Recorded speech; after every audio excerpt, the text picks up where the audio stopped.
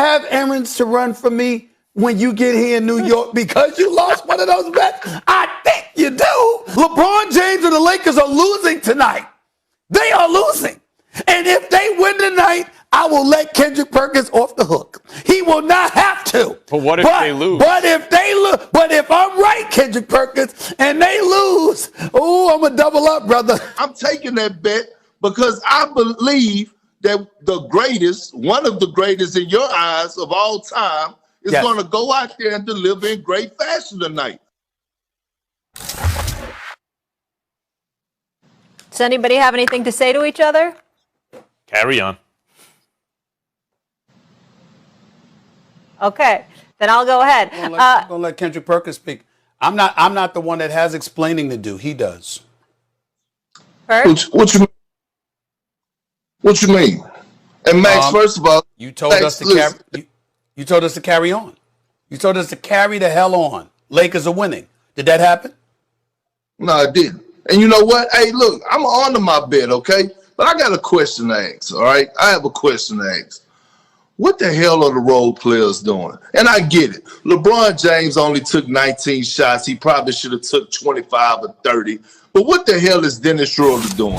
What is Caldwell Pope doing? What is Andre Drummond doing? You know what? At the start of the game, the first play of the game, they ran a play. Frank Vogel drew up a hell of a play on the baseline, a misdirection play where it was a cross screen for Andre Drummond. He turned around and did like a little pin down for Caldwell Pope in the corner. He was wide open and he passed the shot. From that point there, I knew it was going to be hell in the cell. I wanted to text you right there, Stephen A., and tell you no bet. Because, look, at the end of the day, superstars are going to be superstars. And I get that, right? They're going to have their moments. They're going to have their 20-plus tonight. But role players, again, role players help you win games in the playoffs, which help you win series. And right now, the Lakers are not getting a damn thing from their role players. Dennis Schroeder finished with 0 points last night. 0, a goose egg. Him and Caldwell Pope.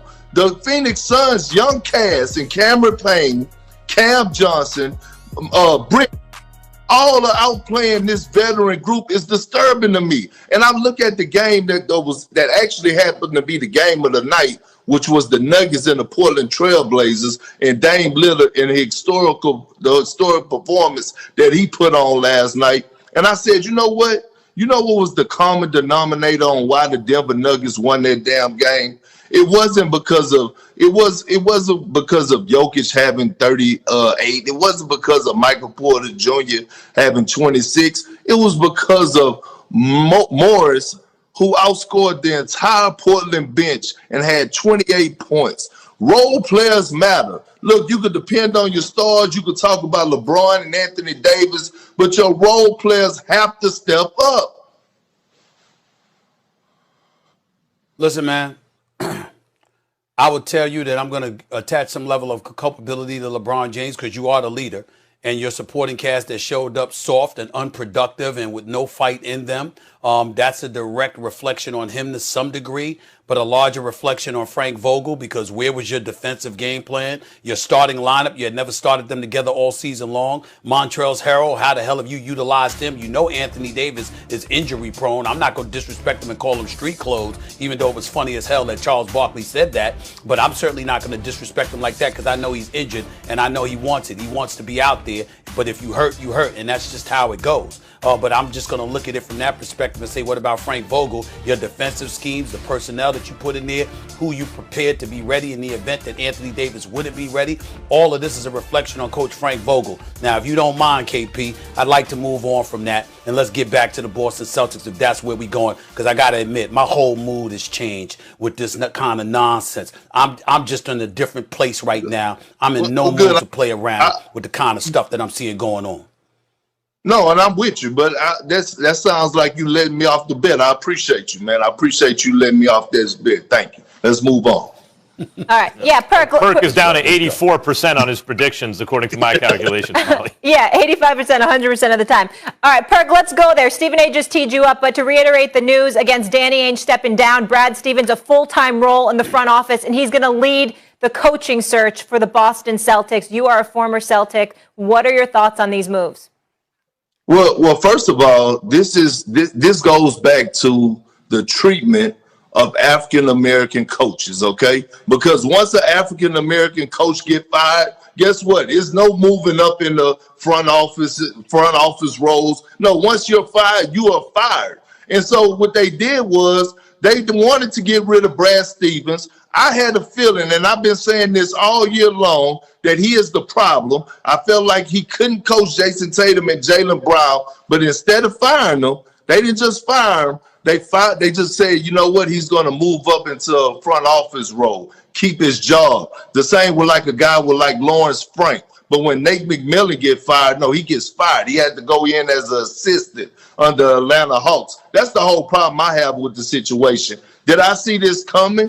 No, I did not see Danny Ainge expecting to step down. I did not. I talked to Danny Ainge a lot. He never mentioned it to me one time. That's the problem I have with this situation. I hear you guys about the racial component, and it's the extent of it is unknowable, but probably present. It's hard to escape. I would point out that Doc Rivers, who's a great coach, and everyone knows he's a great coach, didn't do as well as expected with the Clippers. They took his GM role away, but kept him as coach because he was a better coach than GM. And when he lost that job, he immediately got another great job because he's Doc Rivers with the Sixers. And there are other examples. I mentioned years ago, Isaiah Thomas went back for GM, coach, both with the Knicks. And Stephen A., you point out, but never someone who just got handed a job like Steve Nash did with the Nets, although, again, that was based on relationships he had with the best players who are African-American. And I suspect, but there's no way to prove it, that were Nash black, he would have still gotten that job, but maybe not. You can't say that for sure. I think the Celtics think a lot of Brad Stevens, I think, as a basketball guy, and a little less of him as a coach with this group of guys for now, but wanted to keep him in the organization. And there are other examples throughout basketball history. I think of Jerry West and Pat Riley, who were co-coaches, and Jerry West said, no, he's the coach, and Jerry West went to the front office, that were also kind of weird like this, and that's where my mind goes. Yep.